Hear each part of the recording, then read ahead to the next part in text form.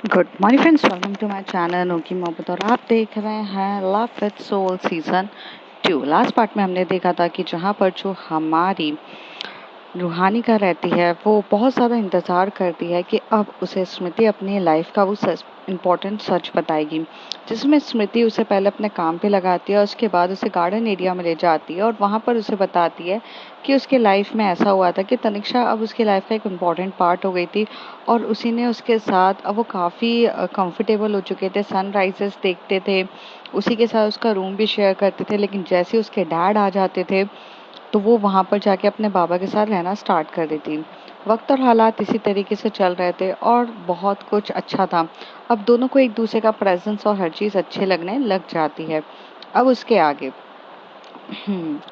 रूहानिका जो रहती है वो घर पे बहुत ज़्यादा बोर हो रही रहती है, तो वो कुछ टीवी चलाती है और टीवी चलाकर कुछ गाने वाने सुन रही रहती है। तभी जो स्मृति रहती है वो उसी के बाजू में बैठी रहती है और उसके साथ भी वो गाने सुन रही रहती है। तभी स्मृति कहती है कि इस समय के जो गाने हैं उस समय ये गानों से तो ज़्यादा अच्छे हमारे ज़माने के गाने हुआ करते थे। तभी वो कहते हैं कि गाने तुम्हारे ज़माने में भी गाने हुआ करते थे। तो कहती थी कि ओ कम ऑन, मैं इतनी बूढ़ी टाइप भी नहीं हूँ जितना तुम मुझे बूढ़ी टाइप समझ रही हो।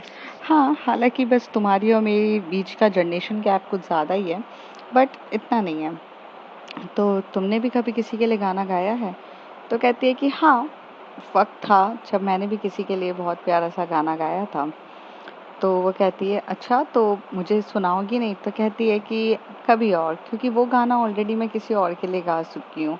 तो तुम्हारे लिए वो गाना गाऊंगी जो शायद किसी किसी ने भी वो गाना नहीं सुना, उसके लिए मुझे थोड़ा सा समय चाहिए।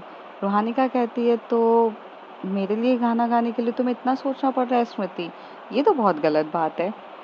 तो स्मृति उसके पास आती है, बैठती है।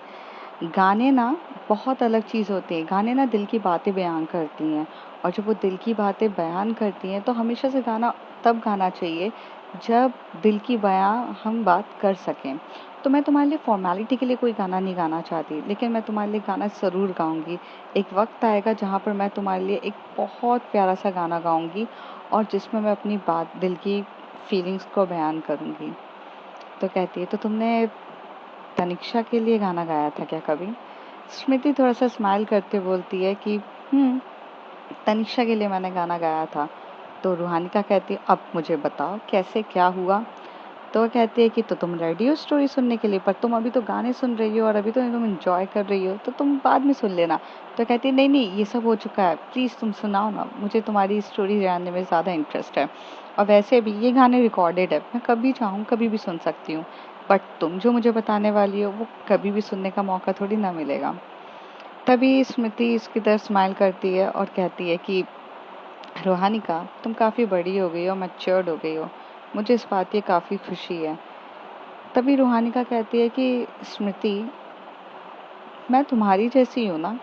तो कहती है कि मतलब? तो कहती है कि मतलब तुम भी अपने बचपन में इतनी भोली थी और तुम्हें संभालने के लिए तनिक्षा आई थी, मेरी ज़िंदगी में मुझे संभालने के लिए तुम आई हो। तो कहती है कि हाँ, बट जो मैंने गलतियाँ करी है वो तुम मत करना, इसलिए मैं ये नहीं चाहती हूँ। तो कहती है तो कौन सी गलतियों के बारे में तुम हमेशा कहती हो?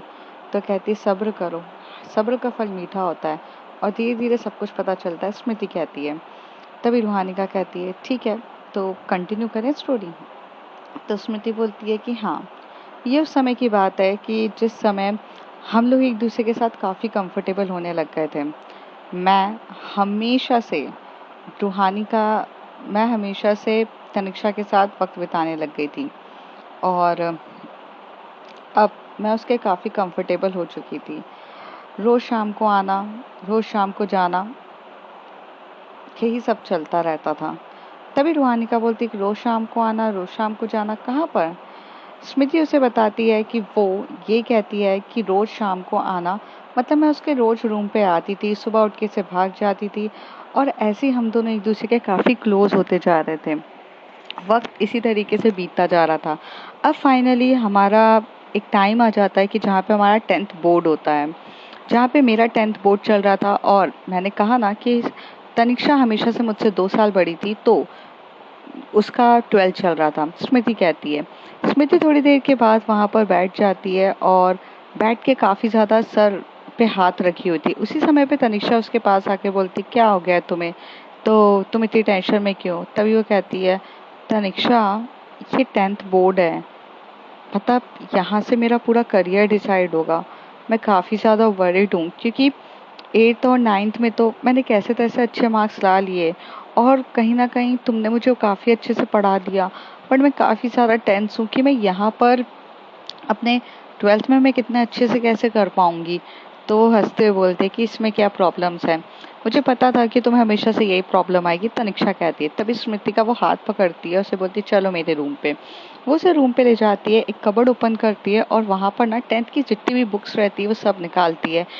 हमेशा से जो स्मृति थी वो यूज्ड बुक यूज करती थी तनिष्का की, और तनिष्का हमेशा से वो बुक्स उसको संभाल के रखती थी क्योंकि उसे पता था कि जो उसके बाबा हैं वो बुक्स को अफोर्ड नहीं कर सकते। और तनिष्का में इतनी अकल तो थी कि वो अपने मॉम से जाकर ये नहीं बोलेगी कि इसके बुक्स का भी खर्चा दो, उसका भी खर्चा दो, क्योंकि काफ़ी ज़्यादा मतलब मॉम उसकी ऑलरेडी सब कुछ कर रही थी। तो तनिष्का हमेशा से बहुत प्यार से स्मृति की तरफ देख के उसे बुक्स देती है और उसके एक नोट्स देती है और कहती है कि ये नोट्स हैं जो तुम हमेशा से पढ़ोगी ना पास हो जाओगी। जब मैं 10th में थी तो मैंने 80% इसी के थ्रू क्रॉस करे थे और मुझे पता था कि तुम्हारे लिए मुझे ये सब संभाल के रखना है। तभी वो कहती है कि पर हर बार का एग्ज़ाम तो वैसा नहीं आएगा ना जैसे पिछली बार का आया था, हो सकता है कि कुछ अलग आए। तनिषा कहती है बिल्कुल सही सी बात है, लेकिन ये नोट्स यूनिवर्सल है। वो बोलती है यूनिवर्सल मतलब? स्मृति कहती है, तो कहती है मतलब ऑल ओवर है, इसमें सारा कोर्स कवर किया गया है। क्वेश्चन भले कोई सा भी आए, आंसर्स तो तुम्हें यही लिखने हैं। बस इसमें से हो सकता है जैसे 10 चैप्टर्स है उसमें से 2 या 3 चैप्टर्स के क्वेश्चंस आपसे पूछे जाएंगे, लेकिन पढ़ने तो आपको 10 चैप्टर्स पूरे पढ़ेंगे ना, बस वही है। तो स्मृति जो रहती है वो बस एक तरफ देखे जा रही रहती है।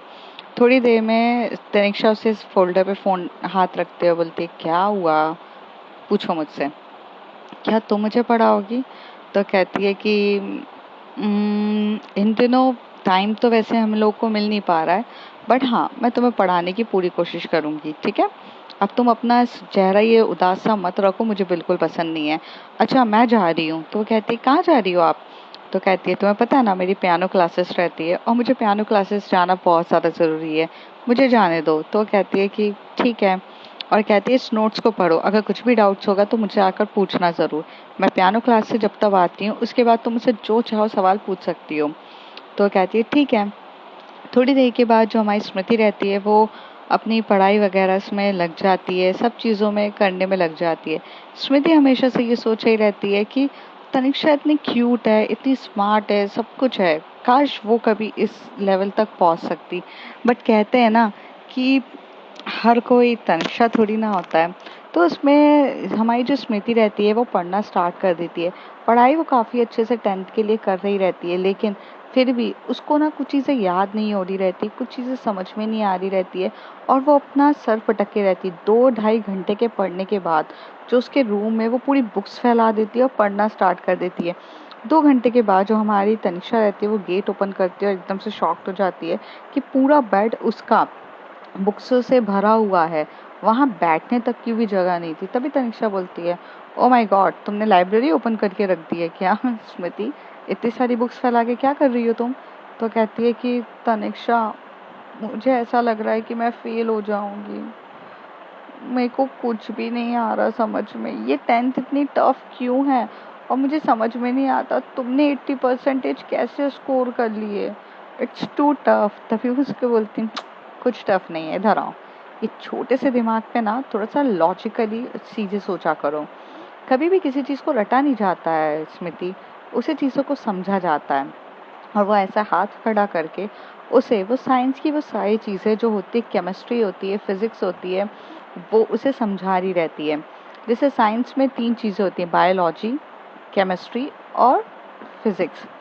तो यहाँ पर उसको इतना ज़्यादा कन्फ्यूजन हो रहा रहता है कि उसे समझ में नहीं आता। तभी तनिष्का स्मृति का हाथ पकड़ती है और उसे बताते हैं कि what is a Newton's law, Newton's का लॉ क्या होता है। कि जब भी जो चीज़ ऊपर जाएगी वो ग्रेविटी पुल से नीचे जाएगी। जैसे कि ये देखो, ये बॉल है, ये बॉल मैंने ऊपर की तरफ फेंकी, ये नीचे की तरफ आ रही है ना, यही ग्रेविटेशनल फोर्स है। ऐसे करके वो प्रैक्टिकली वे में स्मृति को समझा रही रहती है।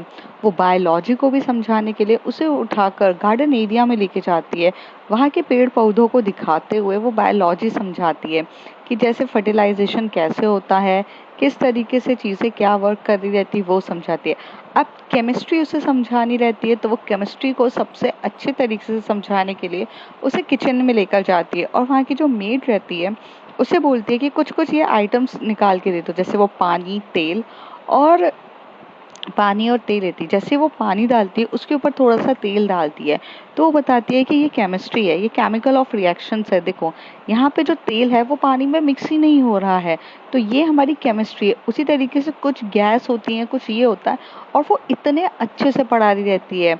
यहाँ पर ये सब चीज़ें देखकर तो स्मृति को अब चीज़ें उसके दिमाग में घुसने लग गई थी। उसे समझ में आ रहा था कि पढ़ाई जो है वो एक रट्टू तोता नहीं है, उसे समझना काफ़ी ज़्यादा ज़रूरी है, और इसलिए उसको इंटरेस्ट भी आ रहा था। अब वो स्मृति के साथ पढ़ना वो तनिष्का के साथ अब पढ़ना स्टार्ट कर रही थी। थोड़े टाइम के बाद उसे सब कुछ समझाने के बाद वो दोनों रूम पे आते हैं, और वो बोलती है कि बुक्स को थोड़ा सा गैदर करो, ये इतना सारा फैलाओ मत। वो बुक्स को समेटने लग जाती है। तभी वहाँ पे जो हमारी जो तनिष्का रहती है वो जाती है और पियानो को बजाने लगती है। पियानो को वो जो सीख कर आई थी वो उसकी प्रैक्टिस करने लग जाती है। तभी वहाँ पे स्मृति कहती है, वाओ, तुम इतना अच्छा पियानो बजाती हो। तो वो कहती है कि तुम्हें सीखना है। तो कहती है कि नहीं नहीं, मैं पढ़ाई कर लूँ यही बहुत है। तो कहती है, कम ऑन, मैं तुम्हें सिखाती हूँ।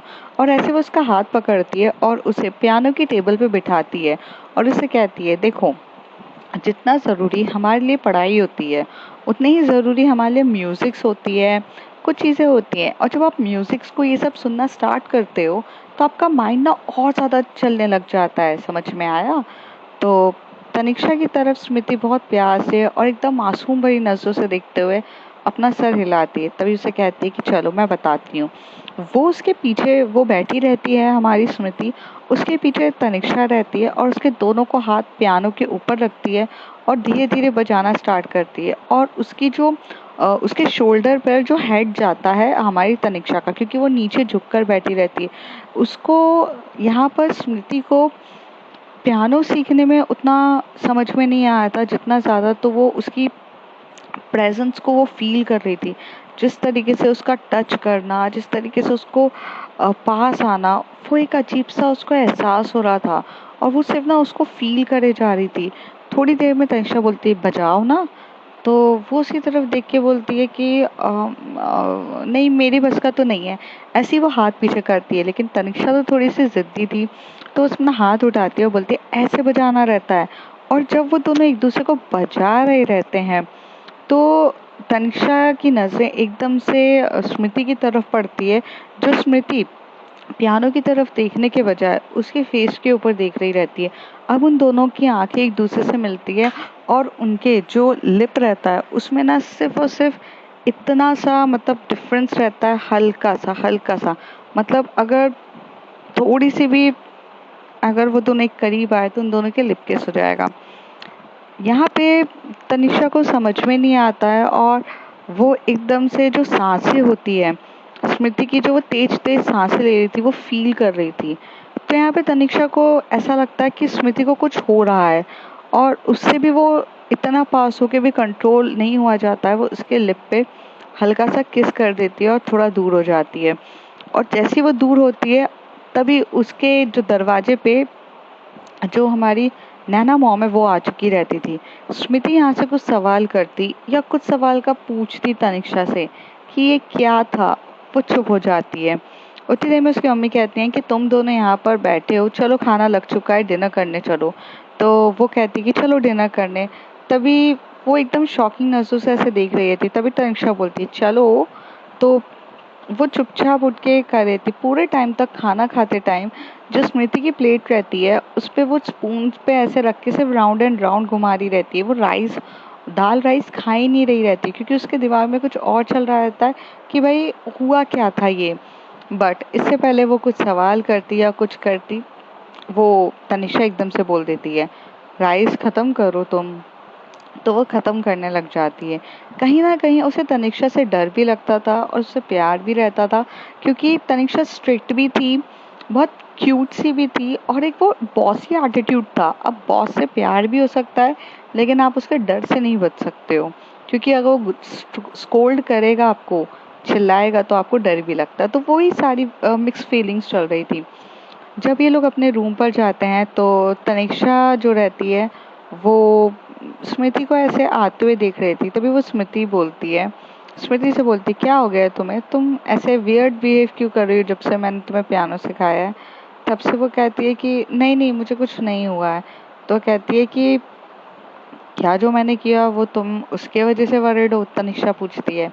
तभी स्मृति कुछ नहीं बोलती। तभी उसे बोलती है, क्यों, तुम्हें मेरा इस तरीके से करीब आना पसंद नहीं है क्या।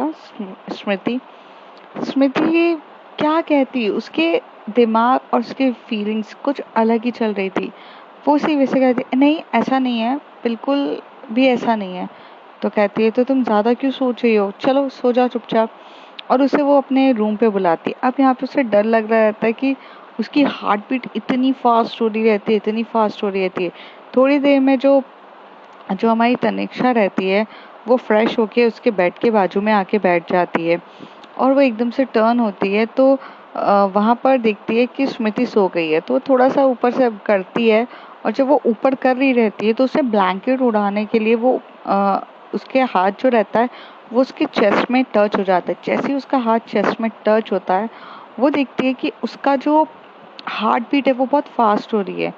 तभी वो कहती है कि इसे क्या हो गया, इसकी हार्ट बीट इतनी फास्ट क्यों हो रही है। थोड़ी देर तक वो कुछ छोड़ देती है, फिर वो इधर टर्न होती है, और वो आज इस बार उसे नॉवेल्स पढ़ने का बहुत ज़्यादा शौक था तनिष्का को। तनिष्का एक मल्टी टैलेंटेड गर्ल थी, मतलब जिसे पियानो बजाना भी पसंद था, जो अपने एटमिक क्वालिफिकेशंस में भी अच्छी थी, जो वॉलीबॉल भी खेलती थी, और साथ ही साथ उसे नॉवेल्स पढ़ने का भी बहुत पसंद था। वो रात को बैठ के हमेशा से नॉवेल्स पढ़ती थी।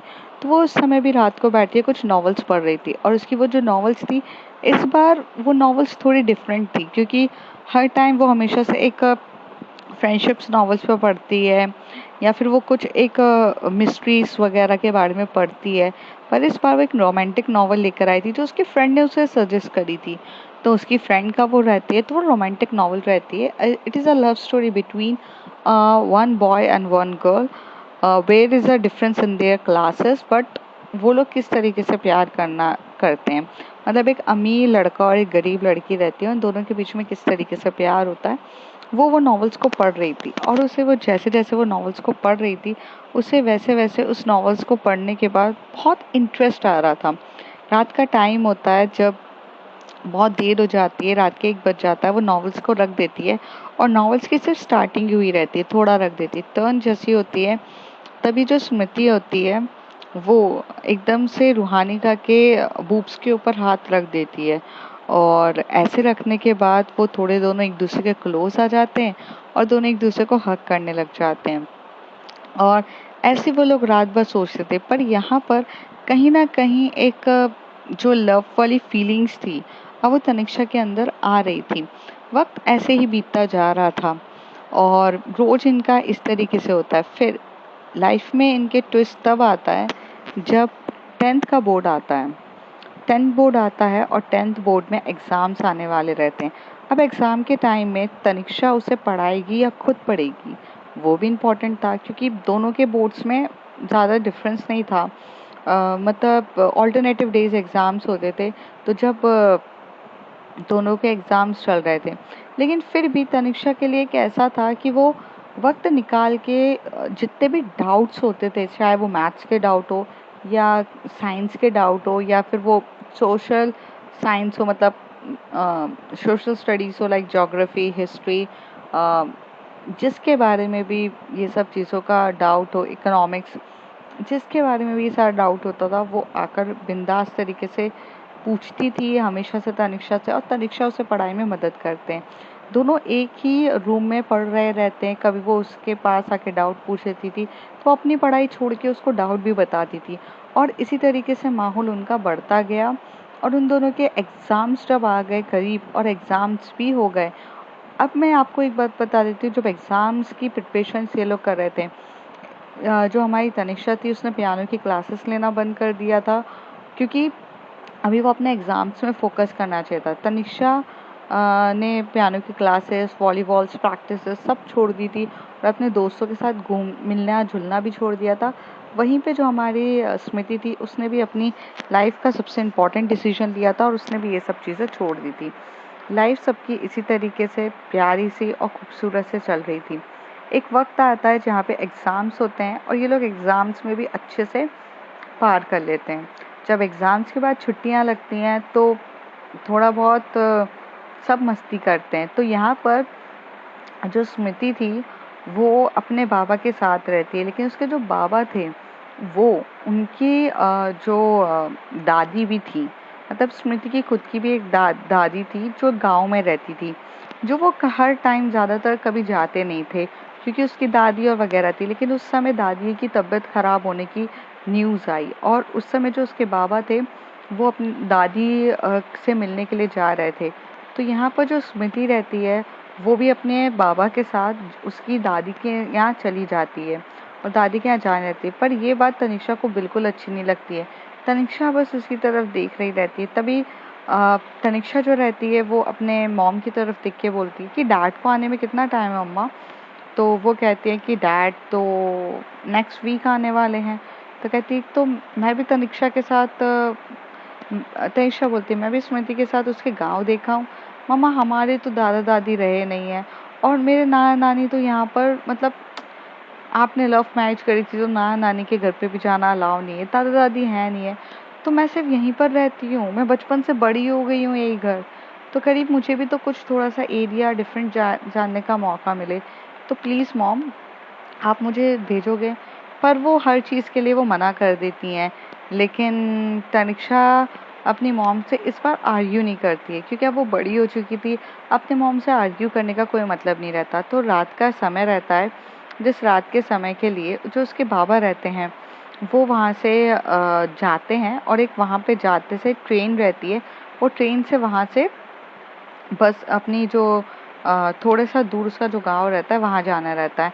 स्मृति भी यहाँ पर सोच रही रहती कि उसको नहीं जाना था क्योंकि उसे अब तनिष्का से दूर जाना बिल्कुल भी पसंद नहीं रहता है। ट्रेन जैसे ही चलने लग जाती है उसके बाबा वहाँ बैठते हैं और सामने के सामने स्मृति बैठी रही रहती है, स्मृति बैठी रहती है और थोड़ी देर के बाद यहाँ पर ना जो स्मृति होती है वो ट्रेन चलने लग जाती है और चलने लग जाती है। उसके जो बाबा रहते हैं वो थोड़ी सी ना मतलब ट्रेन छूट जाती है, बाबा ट्रेन के अंदर नहीं घुस पाते हैं और छूट जाती है। वो वहाँ से बोलते हैं कि ट्रेन को रोको, ट्रेन को रोको, लेकिन स्मृति को उस समय इतना समझ नहीं थी कि वो ट्रेन को किस तरीके से रोके और ये एक चीज़ उनके उसके साथ हो जाती है।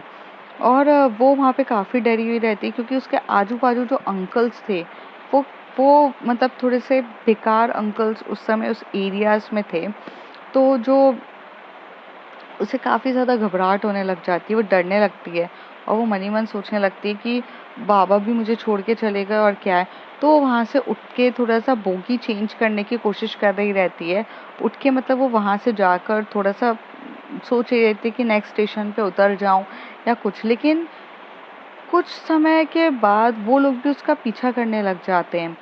फिर एकदम से क्या होता है कि सामने के सामने उसे वहाँ पर तनिष्का खड़ी हुई दिखती है और स्मृति उतने स्पीड में भागते हुए तनिष्का के गले लगती है और रोने लग जाती है, रो रही रहती है और पीछे वहाँ पर जो लड़के लोग खड़े रहते हैं उनके पीछे कोई और खड़ा रह वो एकदम से डर जाते हैं और डर के भागने लग जाते हैं क्योंकि यहाँ पर जो हमारी जो तनिष्का रहती है वो कोई मतलब कोई ऐसी सुपर वुमन नहीं रहती है, वो स्मार्ट रहती है।